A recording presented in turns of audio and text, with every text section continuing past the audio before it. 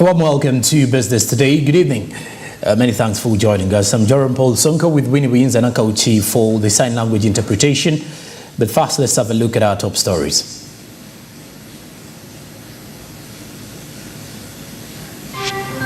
Investment sustainability. Banking sector calls for a strong emphasis on solid corporate governance standards and effective succession planning. Also look at the Labour petitions. Speaker of Parliament vows not to preside over Parliament if Ministry of Finance fails to provide funds for both intern and senior health medics. Elsewhere, investing in agricultural innovations. We look at enhancing access to affordable finance for farmer cooperatives in Uganda.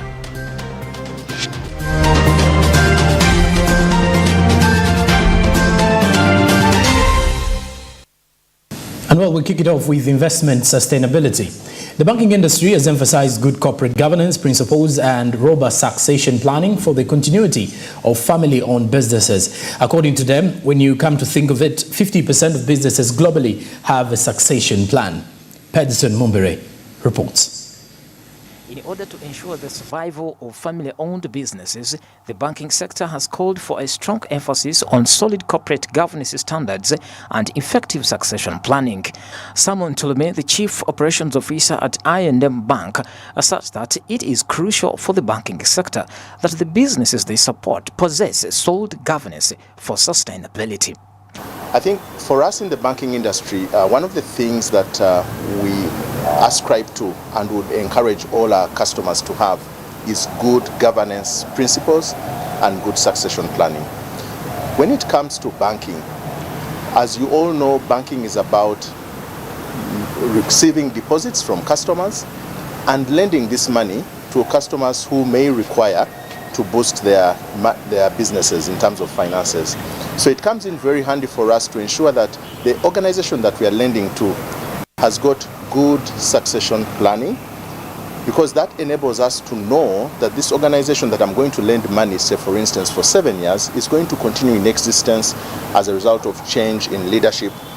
They note that when it comes to a family business, some people think that it is their birthright to be part of that business, and then things like work ethics go out of the window. Bankers believe that this has impacted family business sustainability. However, the statistic that is alarming is the fact that 50% of the people over the age of 60 who control an organization or control a substantially large business or even an SME have sometimes not thought of succession planning. 50% of the businesses generally do not think of succession planning till it is quite late. Whereas it may sound good that the other 50% actually do take into consideration that they need to have succession planning in place, it's not always the case. And that is why we think that this is a topical matter, especially in the part of the world that we actually live in, and needs to be carefully taken care of. I think our experience, or the experience of many companies, will tell you that succession planning without proper governance normally just tends to be a vicious cycle of failure, because the new framework, the framework that takes over management and control with the defective governance framework just inherits the old set of problems, and the governance issues that the company has are not fixed in the manner that they should. So we would argue that a solid governance framework, a professional governance framework, is a critical forerunner to any business or any business owner seeking to implement a succession plan. Data from the 2018 PricewaterhouseCoopers shows that only 15% of family businesses has a documented and a discussed succession plan. Only 30% are progressing to the third generation and 15% to the fourth generation. Succession planning is a process that ensures your company is prepared for the future. That way, when a key employee leaves, you already have someone in mind to fill the position that hopefully has been groomed within. Ideally, we like to engage with the business before there's a succession war going on. I think that's all the more reason for businesses to start early with their succession planning. And I think if all the family members are informed and there's an open dialogue all the way through the succession planning, then you can avoid getting to the warring stage. But quite often we do come across situations where there are shareholder fights within the family going on, And it's not easy. You have to be very patient, like resolving any conflict, really. Ask these questions around succession planning. What is the plan going forward in the next couple of years? And we do, as based on the feedback that we receive, we can advise our customers using the experts that we have either locally within the market or internationally to come in and provide the necessary support and information that is required to guide the entities. I quote from the East African Family Business Report, May 2021. To create a company that ensures a legacy for future generations, families must impress more than good family governance and proper succession planning. Pedson Mumbere, Smart 24 TV, Business Today. From that, we turn our eyes to Labour petitions. The Speaker of Parliament, Anita Among, has vowed to preside over Parliament, as vowed not to preside over Parliament in future if the Ministry of Finance fails to provide funds for both intern and senior health medics. This was after a group of joint medical professionals led by Dr. Kwaro Obuku petitioned the Speaker on the failure by government to deploy and pay allowances of intern medics. We have details in this report. Approximately 1,900 medical interns have been seated at home without being deployed for medical practice, with them having occasional demonstrations. During his budget speech, Finance Minister Honorable Matia Kasaija assured the nation that 22 billion has been earmarked for the deployment of medical interns as well as their salaries. Government in the next few weeks resolves the plight of the medical interns and doctors designated as senior house officers in view of their important role in supporting the health care system. Government, we in the next few weeks resolve the plight of medical interns and doctors designated as senior house officers in view of their important role in supporting the healthcare system. So please, interns, calm down. We are coming to rescue you. In the meantime, I have provided shillings 22 billion to clear outstanding areas for medical interns and senior house officers for the financial year ending June this year. This afternoon, a group of medics, among which are professors, medical doctors and intern medics, reached out to the Speaker of Parliament to express their worry over Ministry of Health's decision to make interns pay for their training contrary to the law. Speaker Among emphasized that Parliament has already given conditions to both Ministry of Finance and Ministry of Health to pay and deploy all intern medics, and failure to do so, Parliament will take action of not sitting until all is implemented. And we are going to have money first paid, the 22 billion. You had it in the budget speech. It's going to be paid. If it is not paid, you will see that House will not sit. We will tell them, go and first pay, then we can have a sitting. So don't worry, we are handling. You don't even have to bring the senior professor. You get it, eh? You just need to give us a call and say how far. Meanwhile, the Speaker has also raised fears of unplanned pay of incoming medical interns in the coming financial year, as raised by Dr. Obuku, saying that government will consider supplementary when the time comes. Through you, of course, the Honourable House, because when we saw the appropriation, it was lacking. It had arrears, but it was lacking money for the incoming lot, about 60 billion. And then the senior house officers also, but also the issue of blood was also missing for the regional bank. The incoming lot will sort it out. That's why we always have supplementaries. We have supplementaries. If there is an incoming lot that we don't know how many are incoming, how much will be required, that is where we have an option of a 3% that government can spend. Even if it is not on the 3%, we can seek for a supplementary to have the incoming paid on what the people who have been recruited. First, we need to know how many are recruited and how much is required. That's why we have that gap, that option of a supplementary. The medical professors have cautioned government to start controlling the number of students getting into different institutions of learning if they do not have a budget for them when it comes to their medical practice. Individuals who are trained by public institutions, which we call government, and others who are trained in private institutions, which we call private, are not being trained for those institutions. They are being trained for the nation.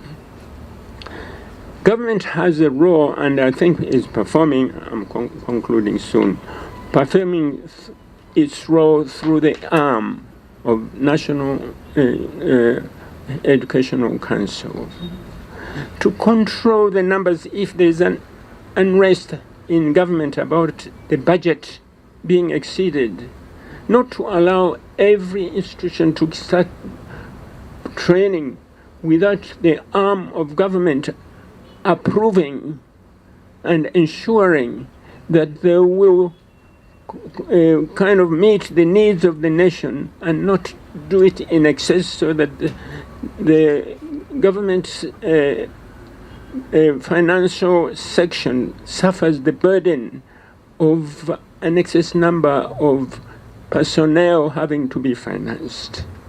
There are about 1,900 medical interns who have been waiting for deployment in a period of 1 year and 4,000 medical students who have just completed their studies waiting for their medical training as well. Samlanifa, Smart 24 TV, Business Today. All right, now away from that, despite the existence of the agricultural credit facility in Uganda, which is aimed at enhancing access to affordable finance for farmer cooperatives and a concerning challenge of low awareness among farmers, it does persist, hindering their ability to leverage financial support for the agricultural ventures. Now, in an effort to bolster the agricultural sector in Uganda, initiatives are underway to enhance access to affordable finance for farmer cooperatives. Naame Mutumba has details.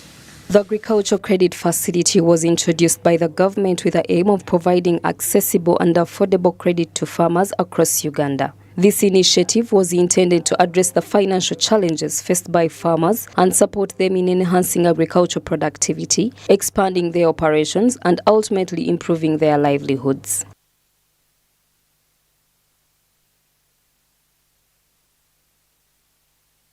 Ugandans in the agriculture sector have so far received a total of 620 billion shillings under the Agricultural Credit Facility, a fund managed by Bank of Uganda, according to a report for the period of June 2020-2021. This was an increase by half in the amount lent out by the bank under the fund from 408.6 billion shillings registered at the end of June 2020.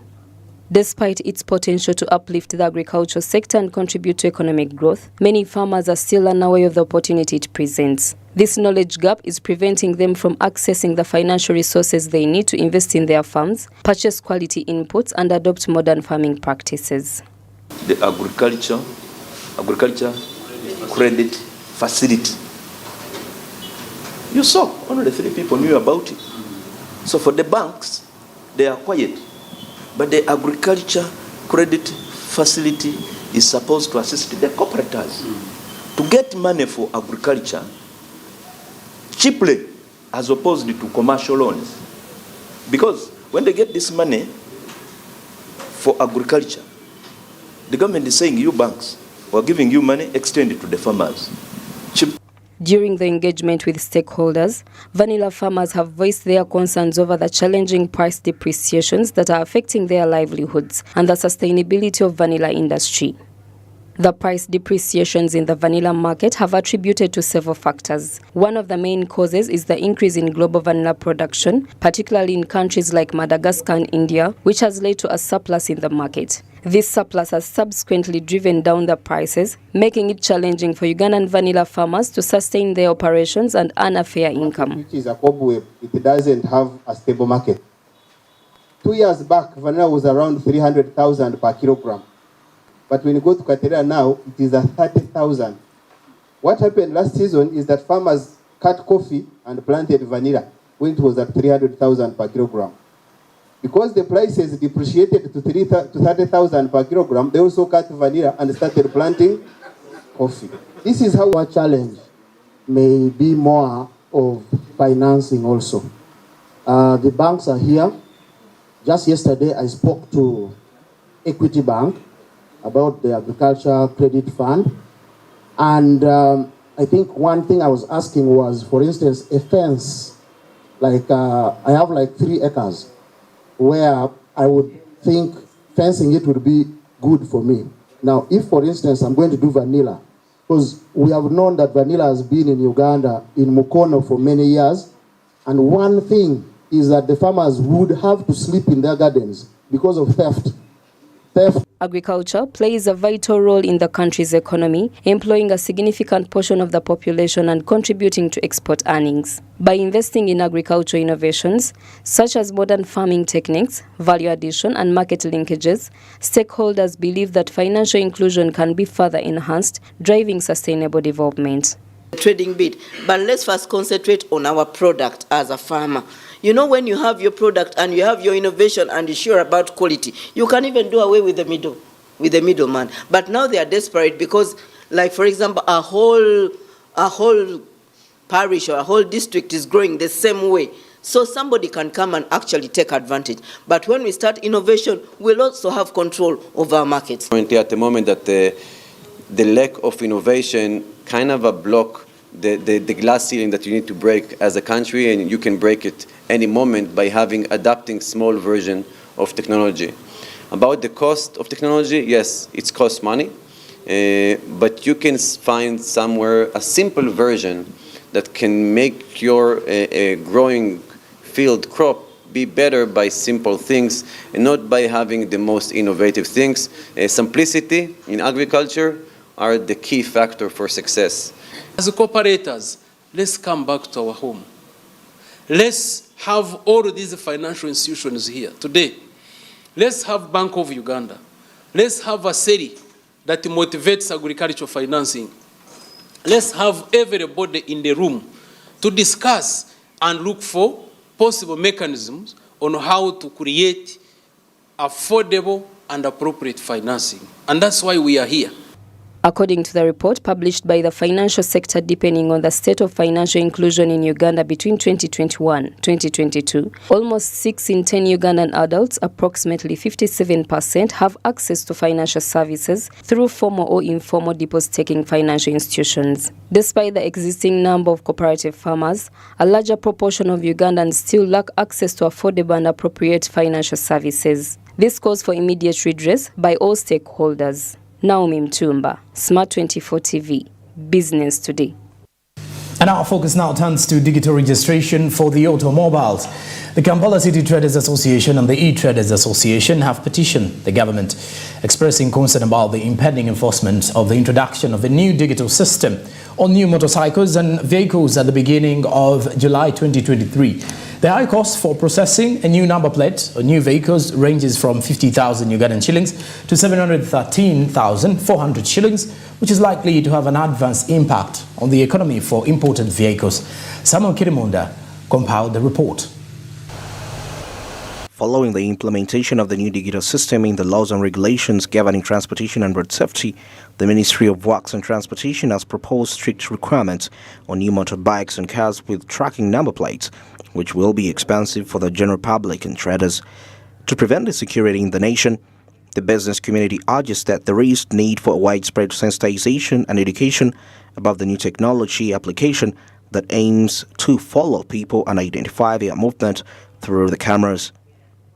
In a press conference with journalists, Attorney Mike Ontambi encouraged the Ministry of Works and Transport to take into account the impact assessment study based on regulatory best practices that had been carried out previously before the project's implementation. The money that the government is asking the Ugandans to pay is going to come from the Ugandans themselves. These are taxpayers who are going to have to pay 714,300 Ugandan shillings for a new number plate. Government is asking for that money from anyone who is purchasing a new car or anyone who is purchasing the registration plate for the very first time. Government is asking for that money from both drivers of cars and riders of motorcycles. This is unfair, a cost most especially when you contrast it or when you compare it with the money that is going to be paid by people who currently have cars and are just bringing them back to replace that the number plate they have for a new number plate. Additionally, Marvin Ayebali published, the secretary from Associated Motor Dealers, appeals to government to subsidize the cost to enable traders to do business without more risks. This number plate is going to cost 713,400 shillings per number plate. Now, currently, today, if I'm to buy a number plate, it costs me 137,000 shillings. This is about 563,000 shillings difference. I mean, what is so special about this digital number plate? If for the second technology at first importation, you are charging me 713,000, and for the same technology, thereafter on a motorcycle, you're charging me 50,000 shillings. Does this mean that the cost of the product is actually 50,000 shillings? So we've asked for a breakdown of the 713,400 shillings, which we have not yet got. So we are appealing to government that the initiative is good, but subsidize the cost. Bring it within the reach of Ugandans. You cannot have a five-fold spike in just a financial year change, 1st July. According to Chairperson of Kampala City Traders Association, Thaddeus Nagenda, requested government to revisit our policies and compare it with our neighboring country of Kenya, and instead allow traders to do business. When we made comparison with our neighbors here in Kenya, you find that they are charging around 40,000 for border borders, and then for cars 80. The same system. So we think that maybe the supplier of the technology is not fair.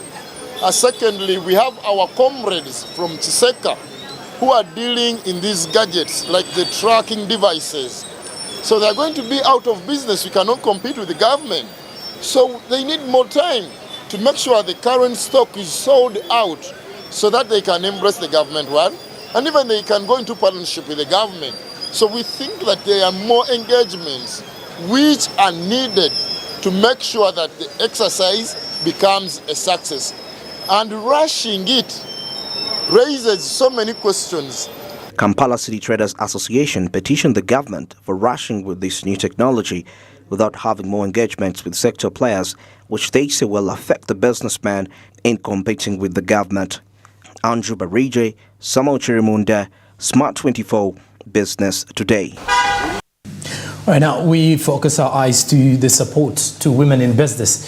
Women in Uganda have continued to show remarkable resilience despite facing numerous challenges and embracing innovation to drive sustainable business development, which is one of those. In this regard, various stakeholders have stepped forward to support the women entrepreneurs by addressing their hurdles and providing guidance on effective strategies for overcoming such circumstances. Bronia Katusime gathered the report. Let's have a look. The informal sector remains a critical source of livelihood for women, households and the economy in Uganda. According to WOBO Statistics 2020, the sector contributes 54% of GDP and absorbs 87% of women workers. Limited access to finance, gender bias, limited market and cultural constraints are just a few of the obstacles encountered by women entrepreneurs when it comes to establishing and growing their businesses. There are so many things this woman is catering for the family. There is also issues around the market where she's operating. There are issues of access to finance that are affecting this woman. There are issues to do with policy that are affecting the environment where she's operating. So how do we pull together all of us, the stakeholders who are here? How do we get these women to have a safe environment where they are working? A market woman would need. But the people that are mainly the backbones of our societies, the people that are responsible for the economic growth of this country, really at the bottom level, are the women you see in this room, the women who are in the informal sector. Many of them have not been to school. Many of them don't have proper education. They don't have access to productive assets like land. Land rights in Uganda, or what our culture says, inheritance rights go to the men. Well, these barriers have not deterred them. Instead, they have fueled their determination to create sustainable solutions and carve a niche for themselves in market. With different stakeholder engagements, Uganda's economy will thrive on spirit and determination of its own women entrepreneurs. We are doing a study on gender and climate change, vulnerability hotspot mapping for children support in Uganda. That means that we know that women are having issues where they're doing, especially in markets. But we are looking at 3 sectors: agriculture, water, and energy. Who are the most vulnerable in these sectors that women are more, or where women are many?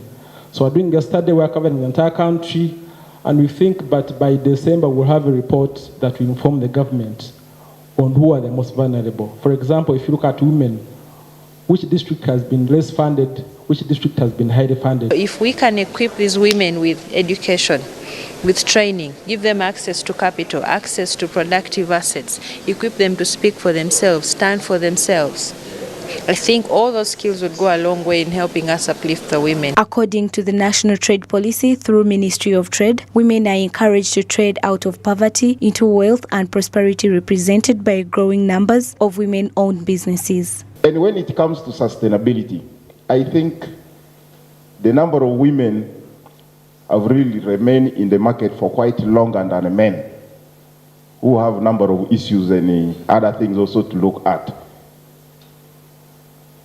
Now, as Minister of Trade, we have developed a number of policies which includes the Buy Uganda, Build Uganda, which purely encourage the consumption of what is produced locally. And that is a very, very good policy opportunity for our women, for our young people, for our young entrepreneurs who are here and who are yet to start businesses. Recognizing immense potential of women-led businesses, various organizations, both governmental and non-governmental, are working tirelessly to create an enabling environment. By fostering innovation and providing comprehensive support, such as revolutionizing agriculture and technology, these efforts are propelling Uganda's economy towards a more inclusive and sustainable future. Bronya Katsime, Smart 24 TV, Business Today. All right, now Business Today does take a break, but we'll return with more business reports. Stick around with us.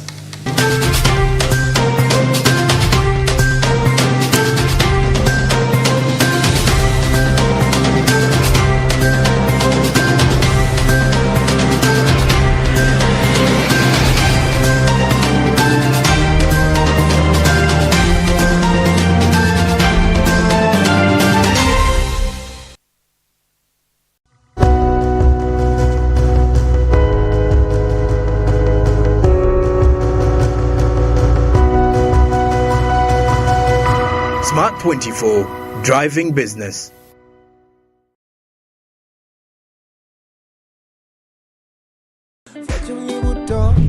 Cooking oil like no other makes your meal so sweet and scrumptious. The taste of Uganda, yeah, the taste of Uganda.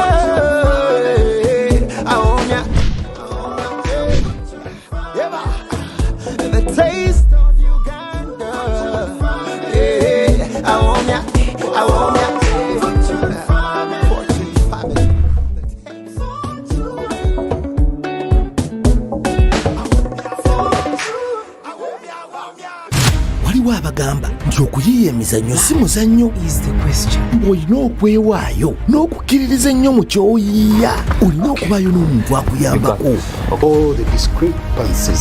Naye olowooza omuntu ng'ekyo kimuli mu musaayi ebyo bimulya? Anti aba yazaalibwa kukola ekyo. Tega Pearl Magic Prime ne Pearl Magic Loco.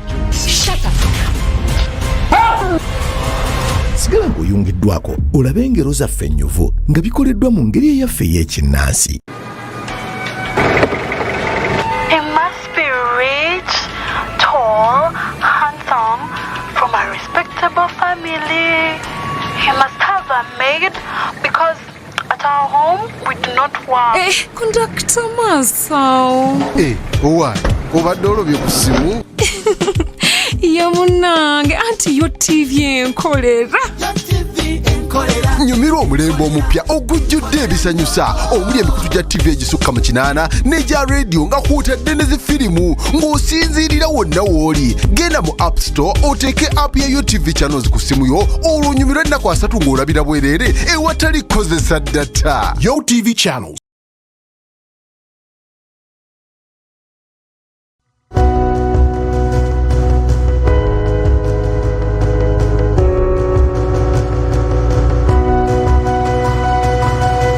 Smart 24, driving business.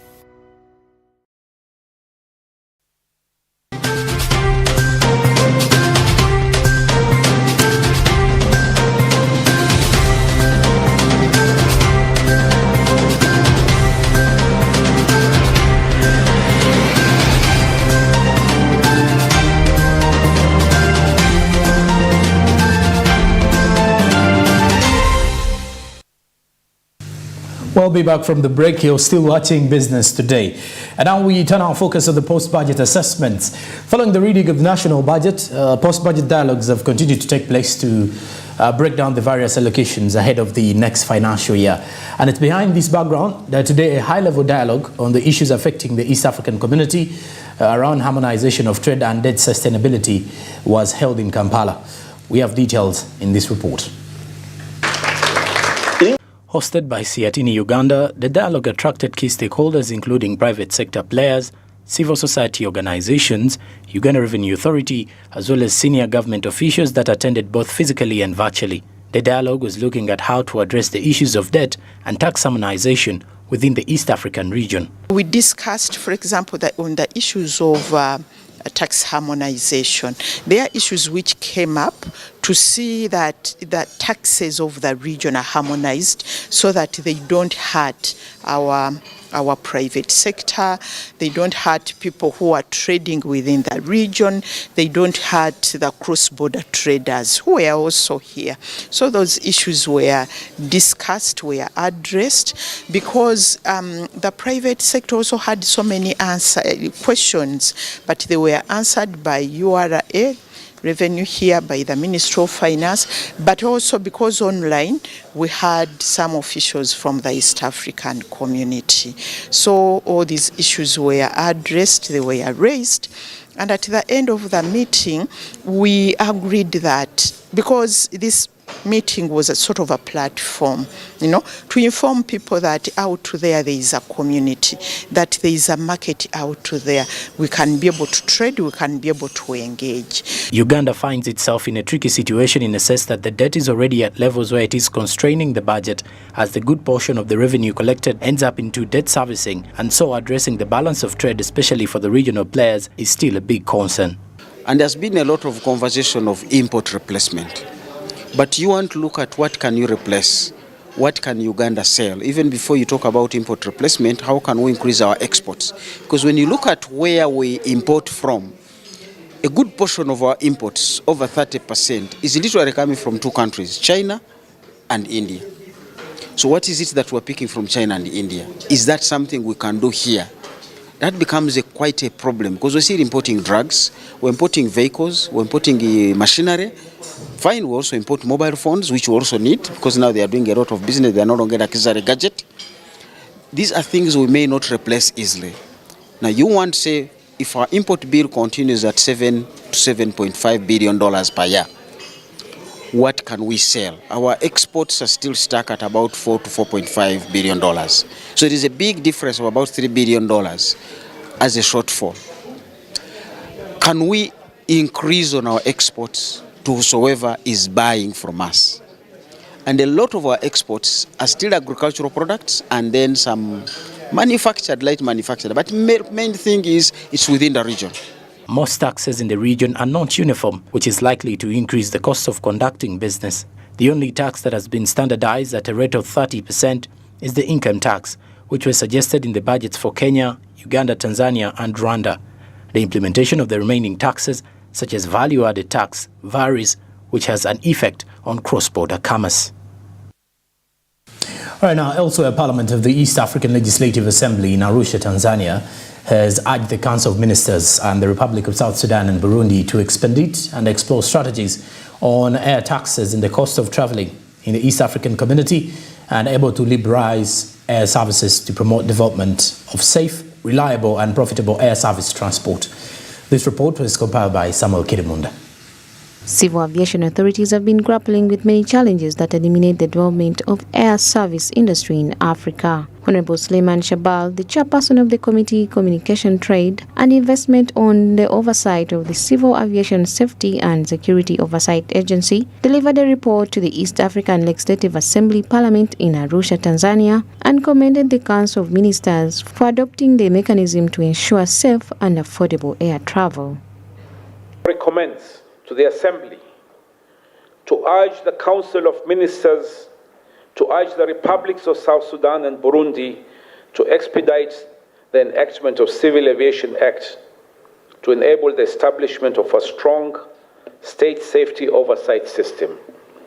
And we urge the honorable members from the Republic of South Sudan and the Republic of Burundi to also push this agenda. Number 4, the cost of air travels. The cost of air travel within the region is very high and less affordable. The high taxes, charges, and fees that affect ticket costs are high in the region, and such taxes include import duty, railway development levy, passenger services, VAT, landing, parking, and navigation charges. There is a need to explore strategies to make airfares affordable. In fact, this very month, our UPDF soldiers were murdered and killed in Somalia. Last week, we lost 40 of our students killed by ADF from Congo, and also over 50 students abducted. I think this is a very big challenge to civil aviation.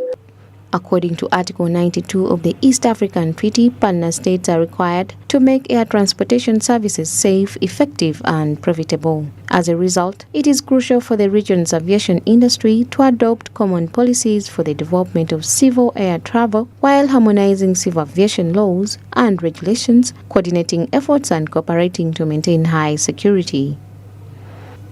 The committee commends CASOA for the progress made in executing its mandate of assisting partner states in undertaking their safety and security obligations in the civil aviation authorities, challenges notwithstanding. However, unless immediate and concrete steps are taken by the East African community partner states to liberalize the air transport services in the community, and a clear mechanism for harmonizing and domestication of the East African airspace is instituted. Right Honorable Joseph Tarutimana, Speaker of the East African Legislative Assembly, explains why lawmakers are traveling to sessions in the August House in Arusha, Tanzania, to discuss issues affecting local development. The Speaker continues by urging the adoption of strategies to overcome the difficulties impeding the expansion of the aviation services. When you have to pay more than $1,000, $2,000, $3,000, sometimes $4,000 to get MPs to Arusha, we understand that we have really to adopt and implement these. Regional airport projects aim at primarily improving the airport facilities and services to enhance safety and security standards, but also to promote commercial activities which are important for the sustainability of the facility in the long term. Samlanifa, Samuel Chirimunda, Smart 24 TV, Business Today. All right, now the services sector has been linked to the African Continental Free Trade Area implementation, as the services sector has set forth emphasis for synchronization with others such as manufacturing and agriculture in a move to emphasize equality, emphasize quality and foster intra-African trade through reliable infrastructure. And according to the Institute of Professional Engineers, service sector contribution to gross development is commendable as they anticipate to root technology in engineering services. We have details. Over 6,664 kilometers of the road network is newly paved, and similar initiatives extended to upgrades as per the Integrated Transport Infrastructure and Services and the National Development Plan, exhibiting essence of the services sector, with construction, for instance, contributing 86.25 billion in the 2022-23 URA half-year performance report. As the Institute of Professional Engineers roots for the Technology and Exhibition Convention, there is faith that with the 41.8% contribution of the services sector to gross domestic product and 21.4% employment coverage, services need to be in sync with sectors such as manufacturing, finance, and agriculture, for example. How can Uganda tap into the engineering opportunities or the capacity of its engineering professionals to bring more value to the bigger ecosystem of the African Continental Free Trade Area? We have lined up that theme, and it is built on a number of sub-themes in the area of agro-processing, in the area of manufacturing, in the area of industrialization, in the area of infrastructure, in the area of sustainability. And the idea is, if these physical borders collapse not in the literal sense, but if the physical borders are brought down, the question we are trying to answer is, what will Uganda bring into this market? While Africa anticipates continental trade through the free trade area, besides tariff barriers, infrastructure remains a critical challenge despite efforts primarily vested in the Trans-African highways and currently in major transnational projects such as the SGR. As private sector cites inefficiencies, the engineering bloc banks on the Tech and Innovation Forum to portray their potential in economic transformation. We run a risk, by the way, of having certain infrastructures that are not used effectively, simply because the strategy we used was not appropriate to the structure, economic structure we have. So I think we just need to look into critically and see whether the infrastructure developments we are making are commensurate to the economic structure we have. You look at the budgeting system, when you look at the policy framework, and how is it feeding into the bigger picture of the African continent, and where does Uganda fit in? What can be our role as engineers when we are given opportunities to work in some of these projects? So these are some of the conversations when you look at some of the sub-themes. We have, for instance, multilateral infrastructure. These are some of the conversations which are going to be taking place in some of these themes. Engineer Frederick Tusubira expounds on the need for local engineers to embrace quality assurance, a major driver in service delivery. The cause is further pronounced by the Engineers Registration Board, whose commitment towards reliable services to society discredits inefficiencies in civil works. We cannot invest in high-quality roads. Then the African Continental Free Trade Area is not going to benefit us. As my colleague, the President, has said, having a corridor going through northern Uganda when people locally cannot benefit does not benefit at all. It actually becomes a cost to the country. So these are some of the things we have to focus. It must be a holistic approach right from the grassroots and say, how do we create the national infrastructure environment to ensure that when these things eventually get established, the Ugandans are going to benefit like anybody else around Africa. Only unfortunate that when it comes to constructions or constructions in roads, maybe electrical lines, If there is any problem, the first person to be blamed is the engineer.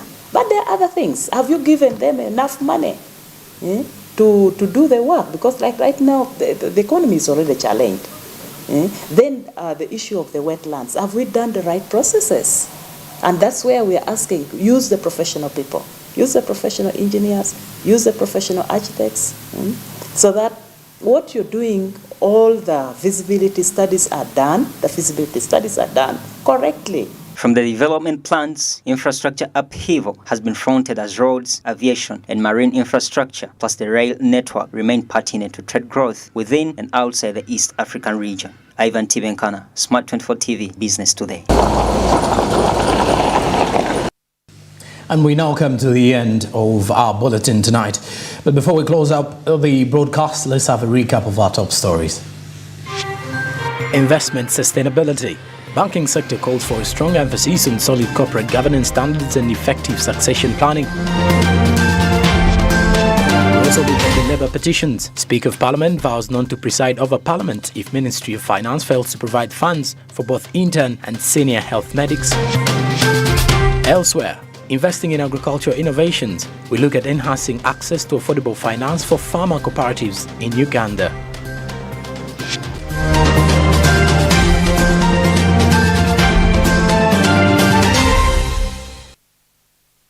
And many thanks for joining us wherever you've been catching the bulletin tonight. I'm Jerome Paul Sonko with Winnie Wiyinza Nakauchi for the sign language interpretation. We've been coming to you live from Plot 42, Nile Avenue. Till tomorrow, have a good night and a good evening.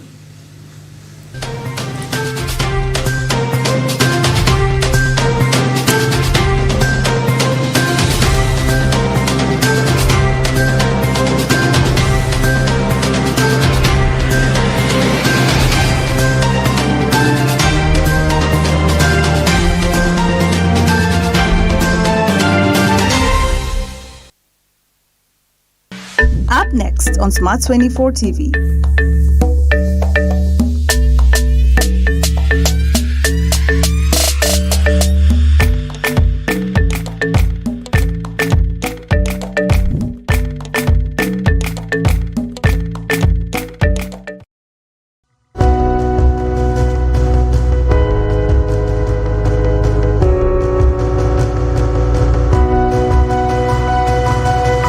Smart 24, driving business.